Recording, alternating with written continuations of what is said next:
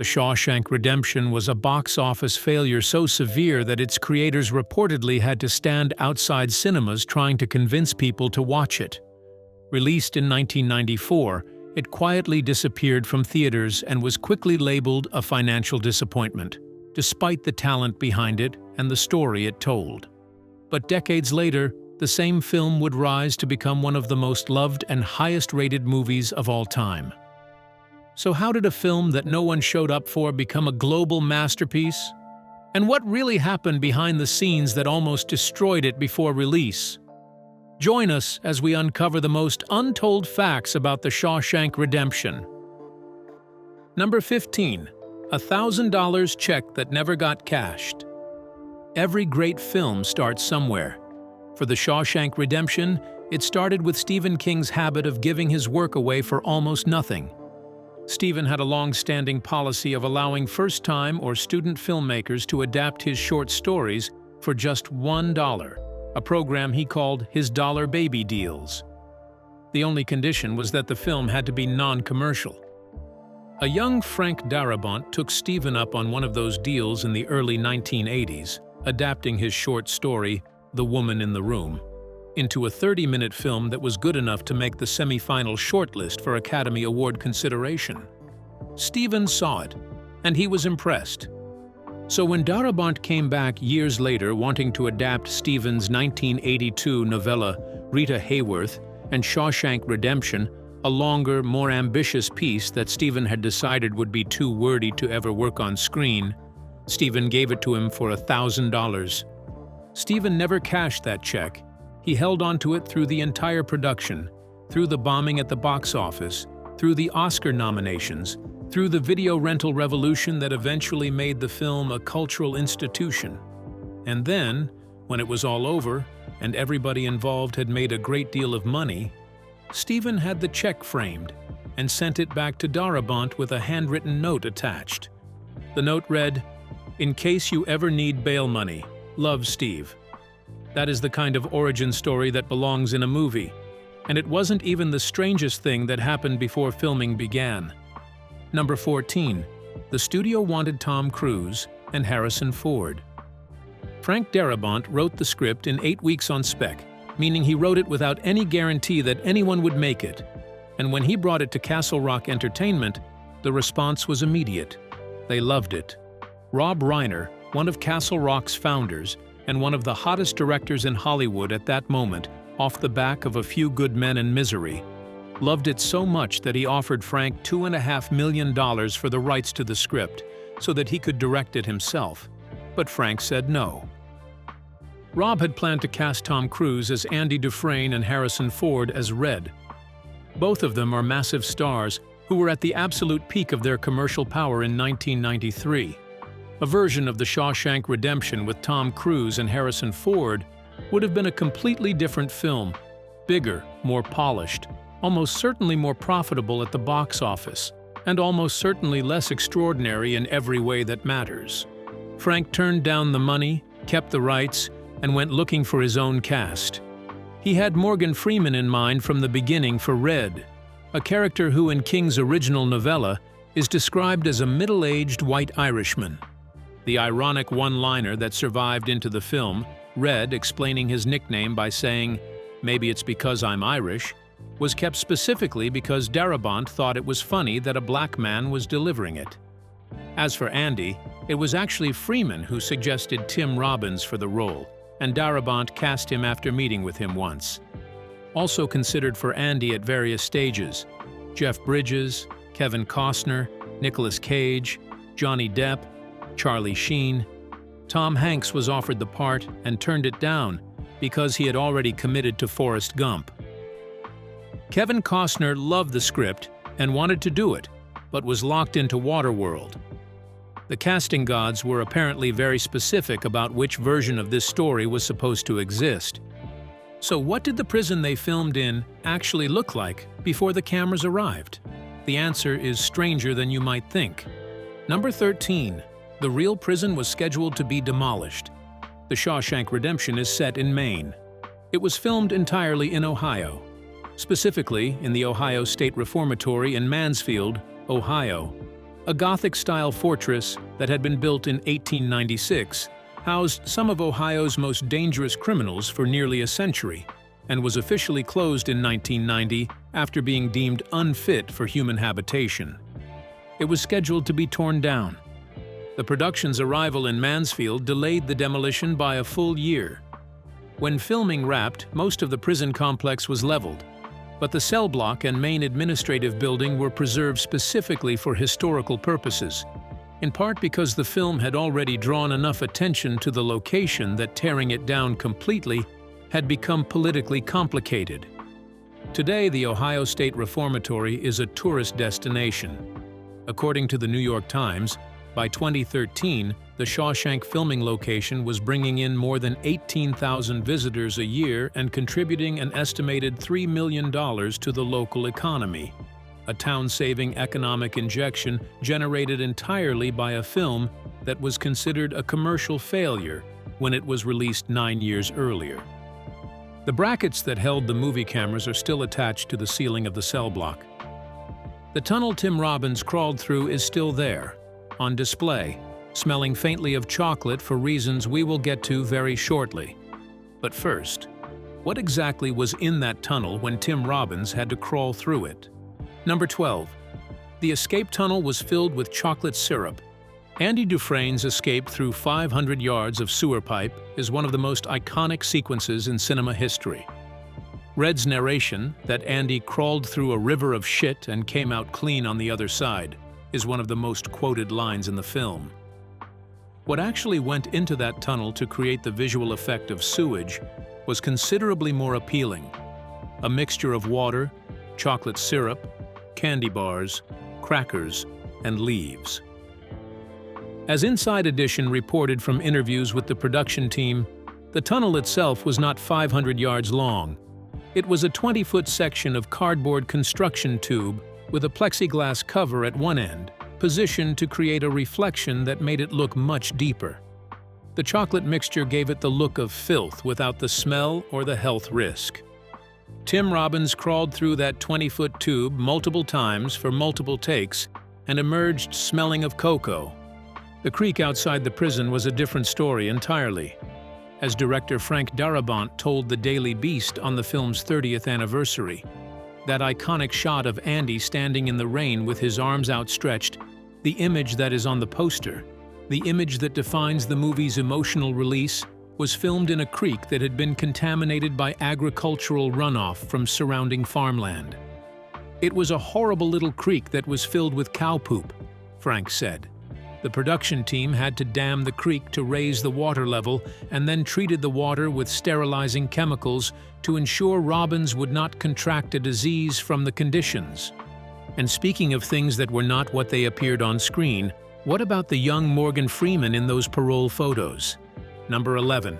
The young Morgan Freeman in the mugshots is actually his real son. Early in the film, during Red's parole hearings, the camera briefly shows mugshots of a younger Red attached to his prison file. The production needed photographs of a much younger Morgan Freeman, which created an obvious problem, since Morgan Freeman was already in his mid-50s during filming. Rather than attempting to digitally alter photographs of the actor, or dig through decades-old archives, the solution the production team landed on was both simpler and more personally meaningful than anything they could have manufactured. Alfonso Freeman, Morgan's real-life son, who was in his mid-30s at the time of production, sat for a photograph wearing a chalkboard around his neck, and that image became the young Red in the file. Alfonso also appears in the film itself, delivering one of its minor but memorable lines. When the new prisoners arrive at Shawshank and the existing inmates line up to evaluate them, the voice you hear shouting, fresh fish today, we're reeling 'em in," belongs to Alfonso Freeman. A year after The Shawshank Redemption wrapped, he appeared as a fingerprint technician in C7N, another Morgan Freeman film, same year, completely different universe. But what about the animals on set? Because the ASPCA had opinions, strong ones, about a worm. Number 10. The ASPCA stopped filming to wait for a worm to die of natural causes. Whenever animals are used in film production, the American Society for the Prevention of Cruelty to Animals sends representatives to the set to ensure the animals are being treated humanely. For the most part, this is straightforward. The crow that plays Brooks' beloved bird Jake in the Shawshank Redemption was monitored throughout its scenes, and the ASPCA was satisfied with how it was handled. Then came the maggot. In the scene where Brooks feeds a live waxworm to Jake while the other prisoners look on, the ASPCA representative on set refused to allow the production to feed a living worm to the bird. The representative's position was that allowing a living creature to be consumed on film constituted a form of animal cruelty, even if the living creature in question was a waxworm and the film in question was the Shawshank Redemption, the solution that was eventually agreed upon. The production would wait until one of the worms in their bucket of waxworms died of natural causes. It just had to die on its own schedule, of its own accord, while a film crew with a $25 million budget and a very tight shooting schedule stood around watching a bucket of worms and waiting. Now, what happened when the set itself almost burned down? Number 9. The set almost burned down. Because the actual prison in Mansfield had a specific architectural quality that no studio could fully replicate, large portions of the Shawshank Redemption were shot in the real building. But the cell block interior needed particular lighting conditions to create the sense of dim natural light filtering through high windows, so the production team covered the windows in opaque plastic sheets and placed high-powered lamps behind them to simulate daylight filtering through grimy prison glass. One afternoon during a break between shots, Frank and a crew member were heading down to grab coffee when the director noticed something that should have been caught much earlier. One of the high-powered lamps had been positioned too close to one of the plastic sheets, which had begun to smolder. Given that they were inside a building full of wooden fittings, camera equipment, film stock, and the entire physical infrastructure of a major motion picture production, this was not a small thing. The set came very close to catching fire. It didn't. Frank spotted it in time and filming continued. But what about the physical price the cast paid just to get through the shoot? Number 8. Morgan Freeman destroyed his arm playing catch. The Shawshank Redemption does not look like a physically demanding film. There are no action sequences. Nobody is running. The most strenuous thing that appears to happen, from an audience's perspective, is a long walk across a prison yard. The reality of production was considerably more brutal.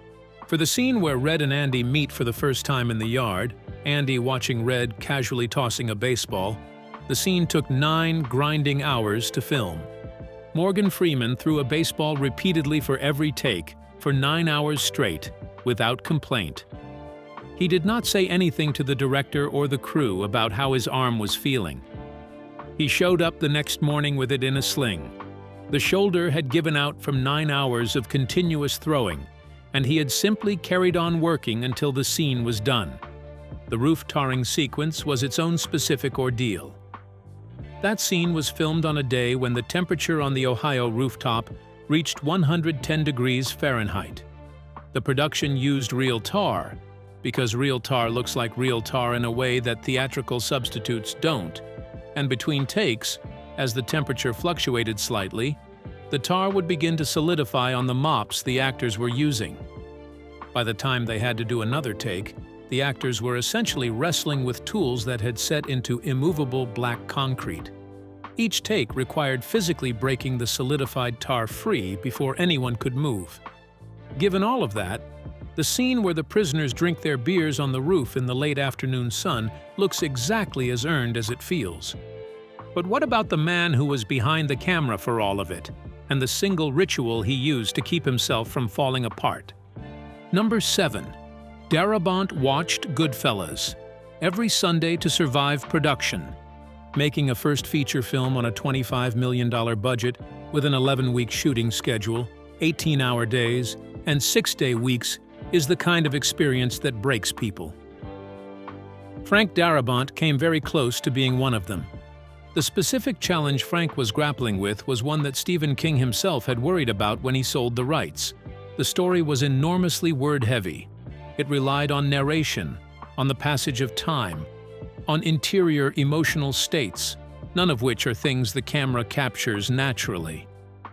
Frank had identified one existing film that had successfully solved this problem: Martin Scorsese's Goodfellas, which used voiceover narration and a decades-spanning timeline to tell a story that should have been impossible to pace cinematically but wasn't. Every Sunday throughout production, Frank watched his personal tape of Goodfellas. He called it his talisman.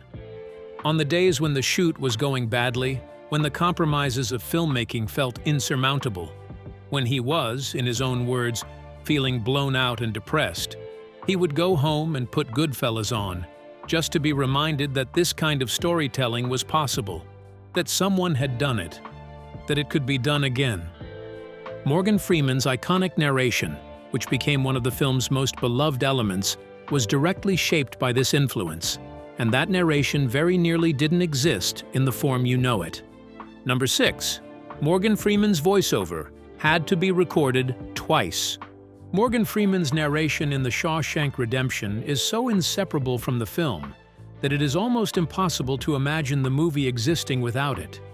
His voice arriving at exactly the right moment, in exactly the right register, measured, warm, carrying the specific weight of a man who has seen too much and still chooses to believe, is one of the reasons the film works the way it does. What most people don't know is that it almost didn't survive post-production. Morgan recorded the entire voiceover narration before filming began, in a 40-minute session at a recording studio in Iowa. That guide track was then played on set throughout production to help dictate the rhythm of every scene, allowing the performances and the editing to breathe in sync with the narration that would eventually accompany them. It was an unusual and ambitious approach, and it worked beautifully during production. Then the post-production sound engineers in Los Angeles discovered a hiss in the audio that they could not remove. The technology available in 1994 was not equipped to isolate and eliminate the specific frequency of background noise that had been picked up during the Iowa recording session. There was only one solution. Freeman had to come back and do the entire narration again, from scratch, now that filming was complete. This time it took 3 weeks. The 40-minute session that had informed months of production had to be rebuilt, line by line, with the film already edited, to match what had been shot rather than to guide it. Freeman did it, and his hands, during filming of the close-up inserts at Andy's desk, were replaced by the director's own. Number 5. Frank's own hands appear in 2 of the film's most iconic close-up shots.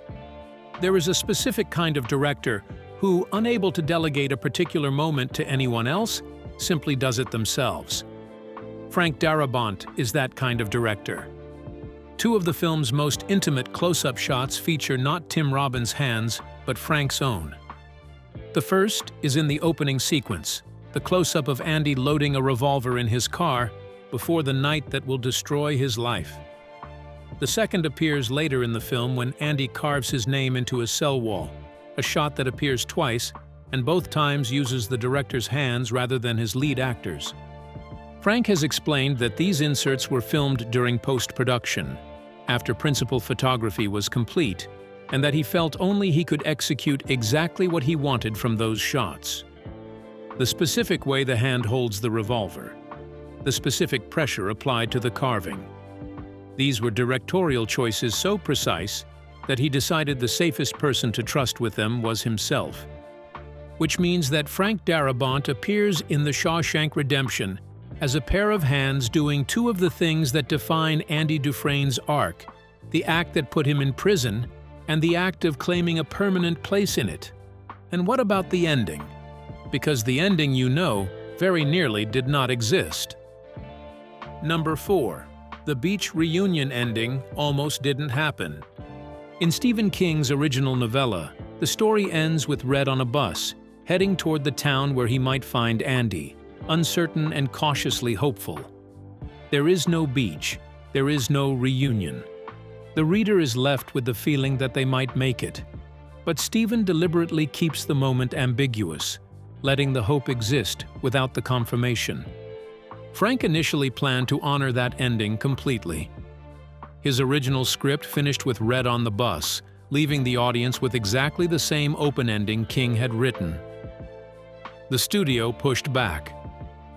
After 2.5 hours of watching Andy and Red endure everything that Shawshank had thrown at them, the violence, the injustice, the loss, the grinding passage of decades, Castle Rock's position was simple. After 2+ hours of hell, you might owe them that reunion. The studio offered Darabont a deal. They would fund the filming of both endings, and the final decision of which version to use would remain entirely his. He filmed the beach reunion in Zihuatanejo, Mexico, the two men finally together in the sunshine, the Pacific stretching out behind them. He then screened both versions for test audiences. The reaction to the reunion ending was not even close. Audiences who saw Red and Andy embrace on that beach responded with a warmth that the open ending, however artistically correct, simply could not match. Darabont chose the reunion. "I think it's a magical and uplifting place for our characters to arrive at," he said. He has never expressed regret. The open-ending version still exists. It has never been released publicly. Frank refused to include the deleted scenes on any home media release because he was embarrassed by them. Somewhere, in a vault, there is a version of the Shawshank Redemption that ends on a bus in the middle of nowhere. The version the world got ends in paradise. And now, number 3. The film that was supposed to be a sure thing bombed so badly that the director stood outside the cinema trying to sell tickets himself. Number 3. Darabont stood outside an empty cinema on opening night, trying to sell tickets to strangers. The Shawshank Redemption opened in limited release on September 23, 1994, in 33 theaters across North America. The reviews were strong. The buzz from the Toronto International Film Festival, where it had premiered earlier that month, was genuinely enthusiastic.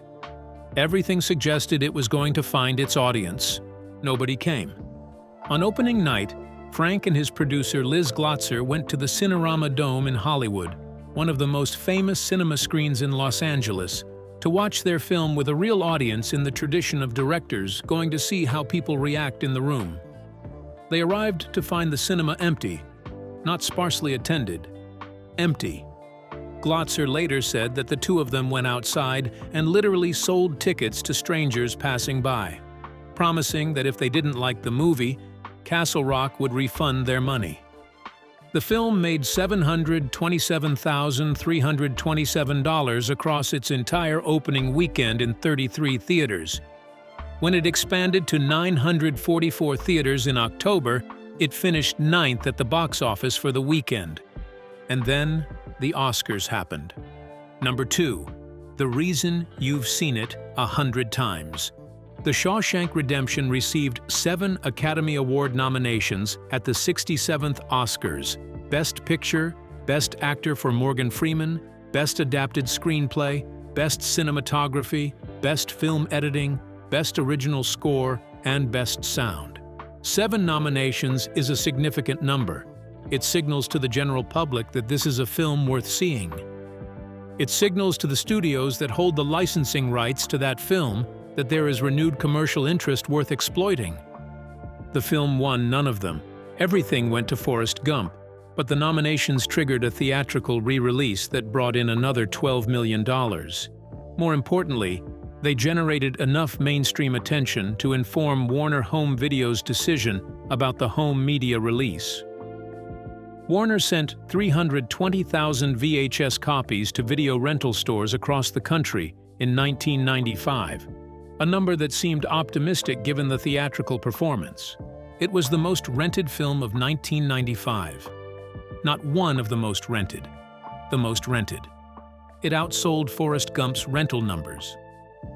People who had never heard of it in theaters discovered it on their sofas at home, called their friends, and told them to rent it immediately.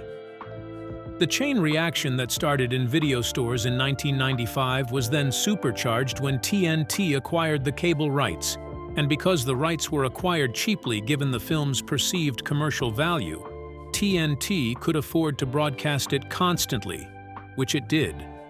The film that nobody saw in theaters became the film that nobody could avoid on cable.